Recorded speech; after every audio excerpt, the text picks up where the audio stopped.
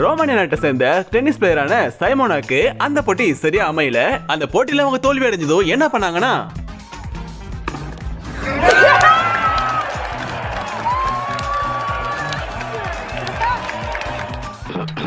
ரொம்ப பயங்கரமான ஆளா இருப்பாரோ.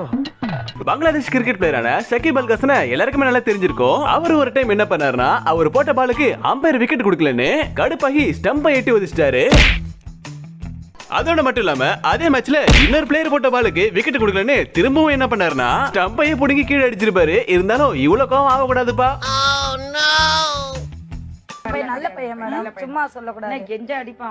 என்ன ரங்கா நியாயமா இதெல்லாம் அப்படிங்கிற மாதிரி இந்த மேட்சோட ரெஃபரி ஒரு காரியத்தை பண்ணிருக்காரு. என்ன பண்ணாருன்னா, இந்த பிளேயர்ஸ் எல்லாம் ஓடிக்கிட்டு இருக்கும்போது இந்த அம்பையரே குறுக்க போய் ஒரு பிளேயர் மேல இடிச்சு கால் தவறி கீழே விழுந்துறாரு. ஆனா எந்திரிச்சு அந்த பிளேயரை ஒரு எட்டி ஒரு உதவ வச்சுட்டு அந்த பிளேயருக்கு எல்லோ கார்டு வேற கொடுத்திருக்காரு.